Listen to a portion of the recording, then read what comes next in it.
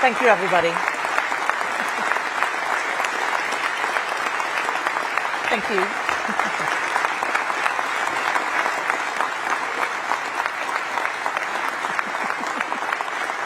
Thank you, conference. Thank you.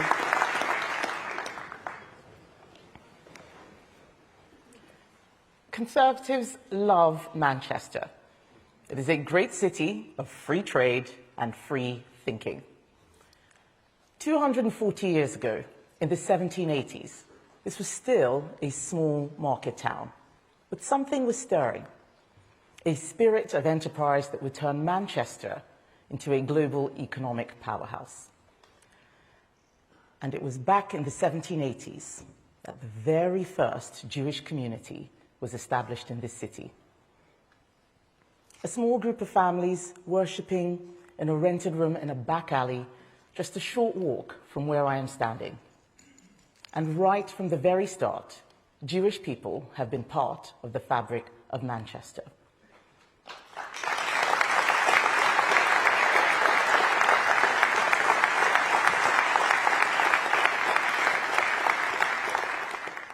They've been adding their distinct, unique contribution to this fantastic city, while at the same time embracing Britain as their home. The horrific and despicable attack at Heaton Park Synagogue on Thursday has shocked us all. But for many in the Jewish community, it did not come as a surprise. Many have been living with a sense of rising dread that an attack like this was becoming inevitable. Yesterday, I met members of the congregation and visited the site of the attack. The strength of Manchester's Jewish community is humbling.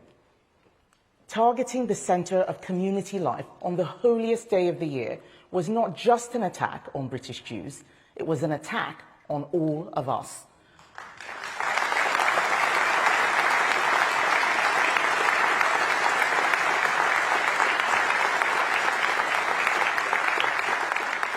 It was an attack on our humanity and our values of freedom, compassion, and respect. It was an attack on the idea that Britain is a safe place for Jews. On Yom Kippur, the Day of Atonement, Jews take time for introspection, to ask themselves, where have we gone wrong in the past, and what do we need to do to be better in the future? These are questions we urgently need to ask ourselves as a nation. Extremism has gone unchecked.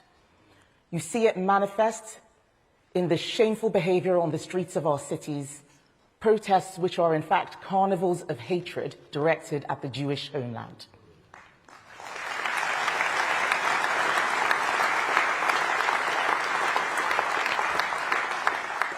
You hear it in the asinine slogans. You hear it in From the River to the Sea, as if the homes, the lives of millions of Jewish people should be erased. You hear it in Globalize the Intifada, which means nothing at all if it doesn't mean targeting Jewish people for violence.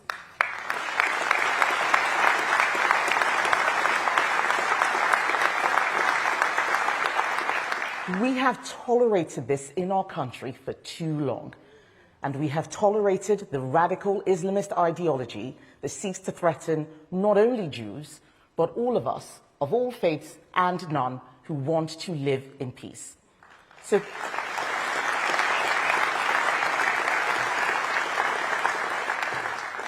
the message from this conference, from this party, from every decent and right-thinking person in this country must be that we will not stand for it anymore.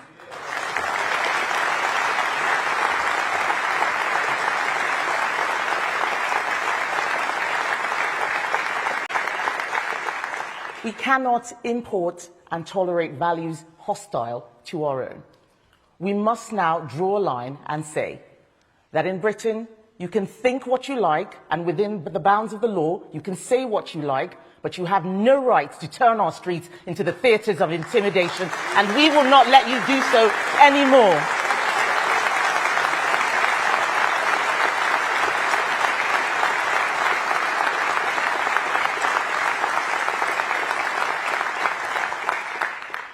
To our Jewish friends, we stand with you shoulder to shoulder.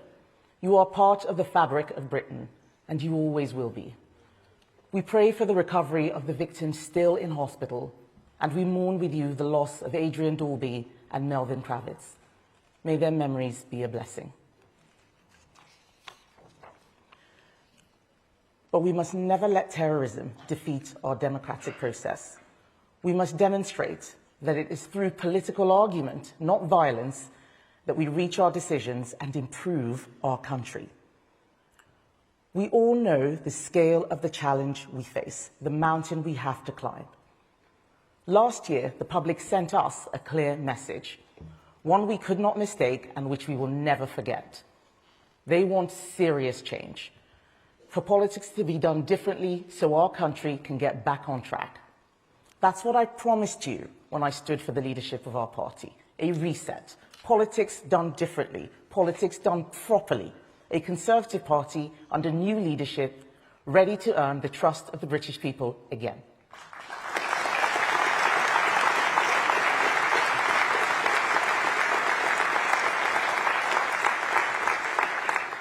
In the last 12 months, we started doing politics in a new way. No more making the announcement first and then working out the policy details second. No more thinking that we can leave quangos and bureaucrats to their own devices and then wonder why we don't see results. No more accepting that our laws can be used as a tool to subvert democratic decisions and basic common sense. An end, once and for all, to the drift of our institutions, away from truth, honesty, and decency, and a return to values that define our country at its best. That's what this week is all about.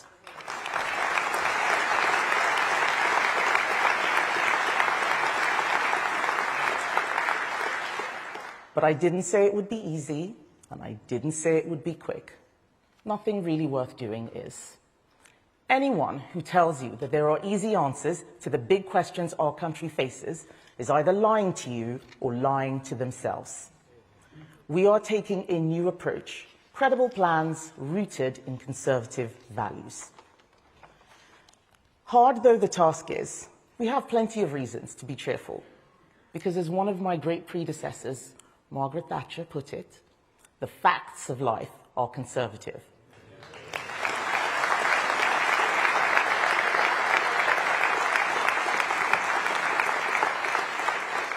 The facts of life are conservative, conference. The fact that countries, like families, have to live within their means.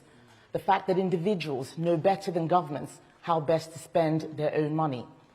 The fact that freedom depends on order and only works under the rule of law.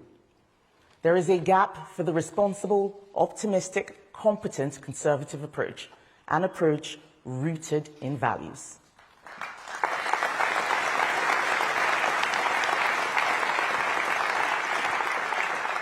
Values like personal responsibility. As my dad often said to me, only 20% of what happens to you is down to others. 80% is down to your actions and your choices. Like citizenship, a commitment to a country and the people in it. Family, in different shapes and sizes, the bedrock of social stability and the foundation of our society. Freedom, freedom to think, to speak, and to live as each of us chooses. These are the values of British people. They are crying out for a politics rooted in those values, which puts their needs first.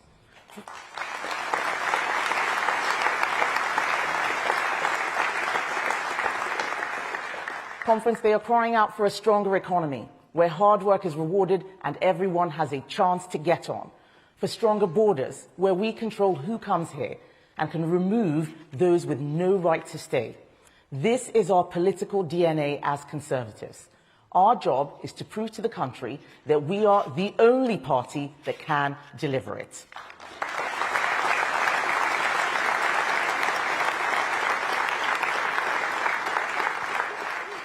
Conference, post-war, Conservatives spread prosperity and built millions of new homes, the bedrock of the property-owning democracy. In the 1980s, Mrs. Thatcher broke the cycle of high inflation, low growth, and trade union strife, giving Britain back her national pride and economic strength.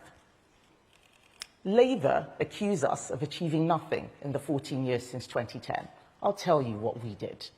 Remember what we inherited from them back then. They spent all the money, sold the gold, piled up debt. Like every Labour government in history, they left unemployment higher than they found it. We were elected to fix it, and Conservatives got to work. We slashed the deficit every year so that when the pandemic hit, we had the means to weather the storm. We reformed our schools to put rigor back into the curriculum. And today, a whole generation of young people will enter the world with better maths and literary skills than any generation before them. We reformed welfare. We got people into work. 4 million new jobs were created, over 1 million new businesses. We gave the British people a choice on our membership of the EU, and we implemented that decision.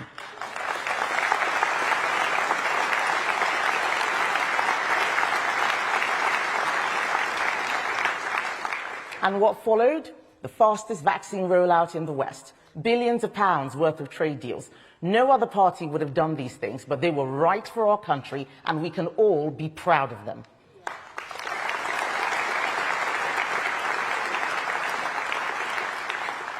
And conference, we mustn't forget that in each election, from 2010 to 2019, our vote share went up. That's unprecedented in modern history. And the British people don't get it wrong.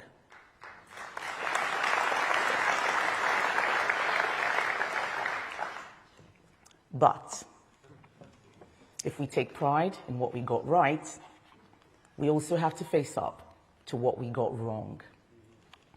People won't listen to us again until we show them we have learned from our mistakes and changed. We've got to do this, and we have to do it properly. What have we learned? That you can't have a budget that has £150 billion of spending giveaways and billions more in tax cuts without saying where the money is coming from. We have to show that we have learned from the policy mistake of letting bureaucrats decide the immigration system. We failed to bring numbers down and stop the boats. Let's be honest, that happened on our watch. Yes, we tried, but put simply, we didn't achieve enough. After years of responsible and effective government, our mistakes on the economy and on immigration lost us the trust and confidence of the public. So we start this week saying we have learned, and we will never repeat the financial irresponsibility of spending commitments without saying where the money is coming from.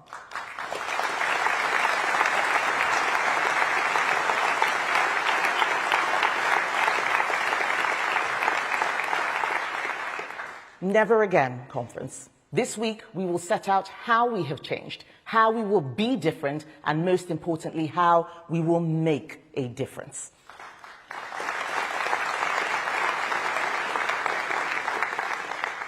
Economic responsibility is the hallmark of the Conservative approach, and today it is right back at the heart of everything we stand for. We may be in Manchester, but the theme of economic responsibility will run through this conference like the words in a stick of Blackpool Rock.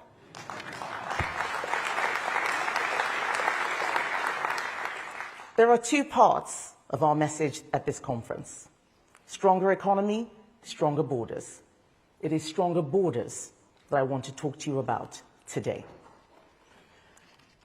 I was elected leader because I promised to renew this party and our policies, so we can win the next election and then rewire the state to make it work for people again. We are not interested in superficial fixes. Instead, we are taking a systemic approach, asking the difficult questions that others avoid. We have the courage to follow through with credible plans to answer them. It's the rigorous, practical, Conservative way. And on so many of those questions, the answers come back to the same thing. Why is it that every time we try to build anything in this country, we have to spend millions of pounds on paperwork and still get bogged down in litigation? Why are protesters allowed to block roads and disrupt lives time and time again? Why are our veterans relentlessly chased through the courts by activist lawyers? Why couldn't we deport those foreign nationals who raped girls in communities across the UK? Why do we still allow them to remain in the very same towns where their victims live? Why?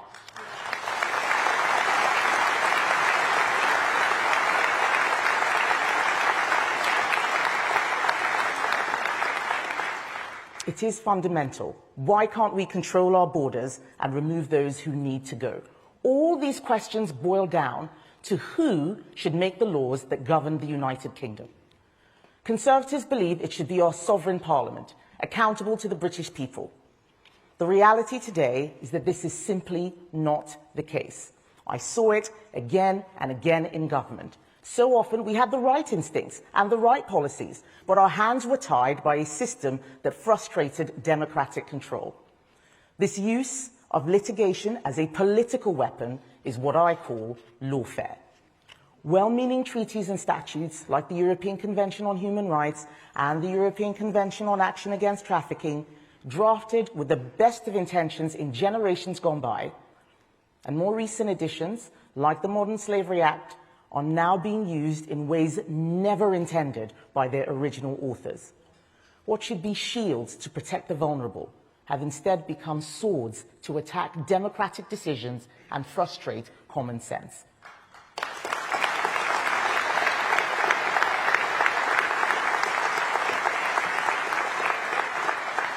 Conference, this isn't just damaging our security, it's also damaging our prosperity. It is that whole system which we need to reform, and the place to start is the European Convention on Human Rights.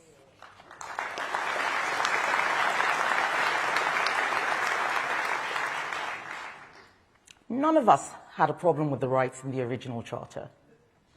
It was drafted in 1950 by British lawyers, conservative lawyers, and it drew on British traditions.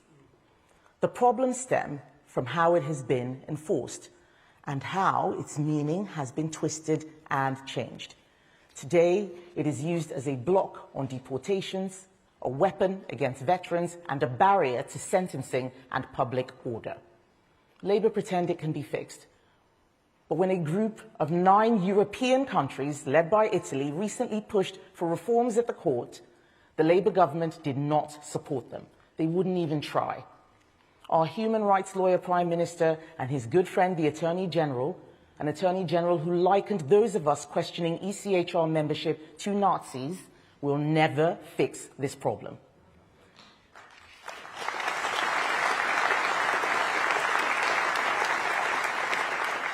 Instead, Conference, they have gone in the opposite direction, paying to surrender British territory in the Chagos Islands and plotting to force everyone in this country to carry Starmer's digital ID. Conference, we will fight them every step of the way.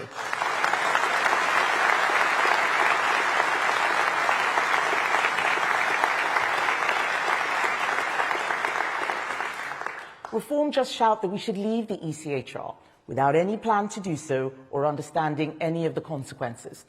They are practicing that old failed politics I talked about, that politics of announcements without a plan. That is the way to chaos and failure. It is only the Conservatives who are taking the honest, responsible approach, prepared with a plan to deliver. To make sure we can strike at the root of the problem, we need to understand the full extent of the problem. That's why I identified 5 essential policies that the government must be able to implement if we are to secure our border and restore order to our society. 5 tests that a country has to pass to be truly sovereign. First, can we deport foreign criminals and those who are here illegally? Second, can we stop our veterans being harassed through the courts? Third, can we put British citizens first for social housing and public services? Fourth, can we make sure protests do not intimidate people or stop them living their lives?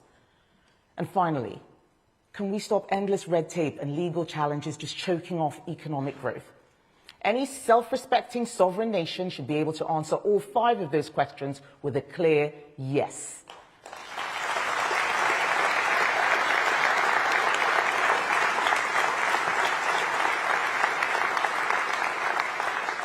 Conference, anything that is stopping us from doing so is a barrier we have to remove.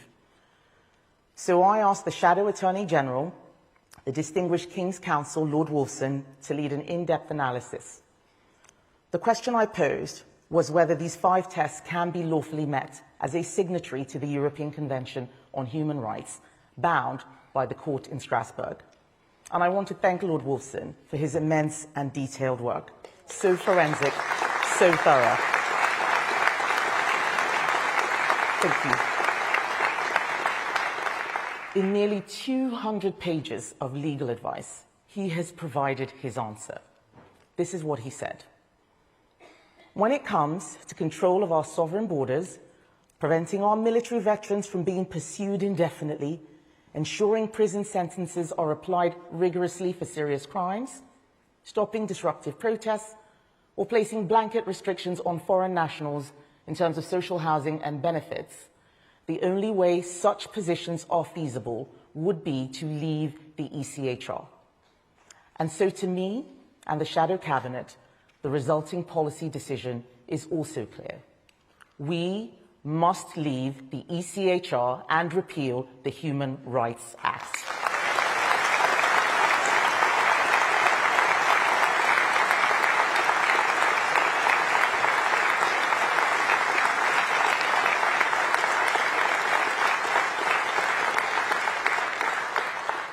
Conference, I want you to know that the next Conservative manifesto will contain our commitment to leave. Leaving the Convention is a necessary step, but it is not enough on its own to achieve our goals. If there are other treaties and other laws we need to revise or revisit, then we will do so. And we will do so in the same calm and responsible way, working out the detail before we rush to announce. The rights we enjoy did not come from the ECHR. They were there for hundreds of years in our common law. Parliament has legislated over centuries to reflect and protect our freedoms. Human rights in the United Kingdom did not start in 1998 with the Human Rights Act, and they will not end with it. As we work through our detailed plan, we are clear that leaving the ECHR and repealing the Human Rights Act will not mean that we lose any of the rights we cherish. But this is the only way to end spurious legal claims from immigrants with dubious stories and excuses. This is the only way to allow a British government, the next Conservative government, to deliver a British borders plan in full.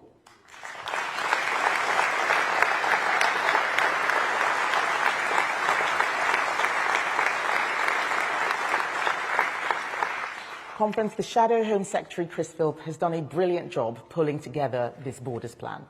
The Conservatives are a strong team, and he will be saying more about this shortly, including our plans to remove 150,000 illegal migrants a year.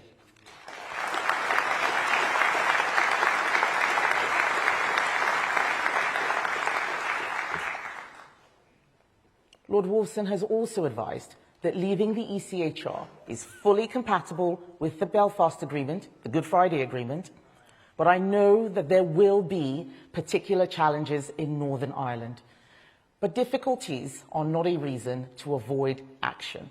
They are a reason to work harder to get it right. So, thank you.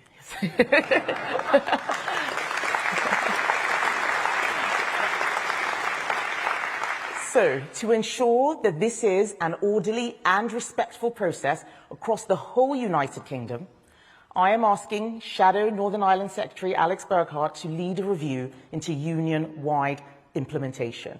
So at the next election, we will present the people of the United Kingdom with a clear, thorough and robust plan. Not the vague mush that we see day in, day out from Labour, nor the vacuous posturing that we see day in, day out from Reform. Conference. You would have seen last week both Labour and Reform shouting at one another, trading insults instead of solutions. One flings around the word racist and will not be realistic about what is going wrong. The other whips up outrage, offering simplistic answers that will fall apart on first contact with reality. That is not serious politics.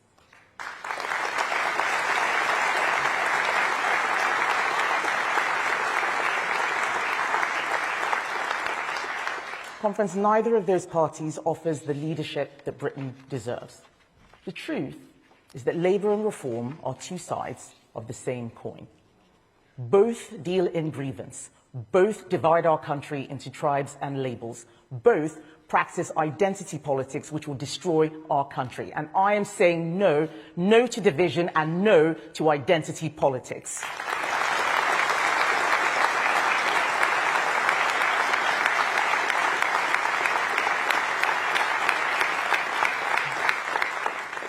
Conference, what Britain needs is national unity. I am black. I am a woman. I am a conservative. And I know that identity politics is a trap. It reduces people to categories and then pits them against each other. But I am more than black, female, and even conservative. I am British.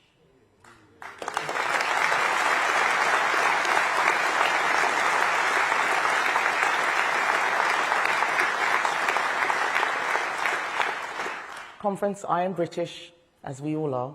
My children are British, and I will not allow anyone on the left to tell them that they belong in a different category, or anyone on the right to tell them that they do not belong in their own country.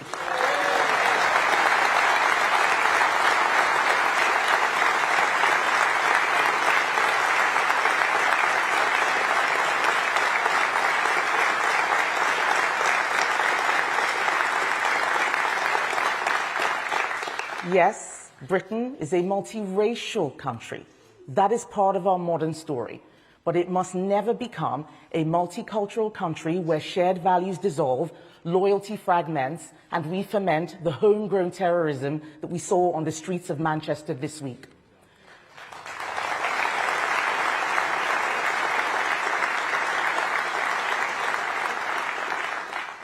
Nations cannot survive on diversity alone. We need a strong common culture rooted in our history, our language, our institutions, and our belief in liberty under the law. That is what holds us together, and that is why borders matter, why numbers matter, but most of all, why culture matters. Who comes here, why they come, and how they contribute. That is how we protect the inheritance that generations before us fought for and died for.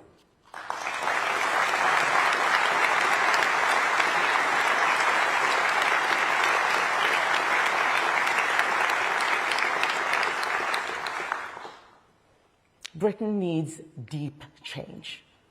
But I reject the politics that everything must go, that everything must be torn down, that everything is broken. But if we leave it to Labour or Reform, Britain will be divided.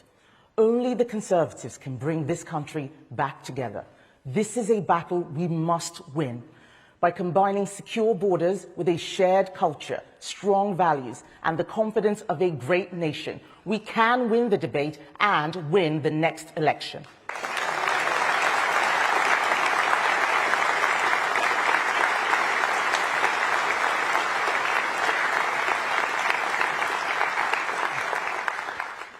Conference, this is a party under new leadership and with a renewed purpose.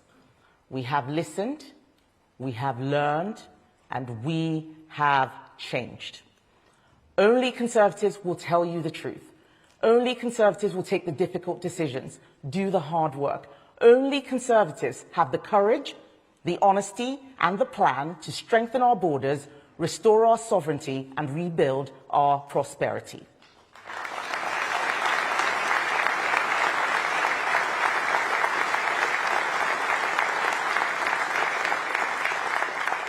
So I say to you all, as we start our conference, yes, we have a mountain to climb, but we have a song in our hearts, and we are up for the fight.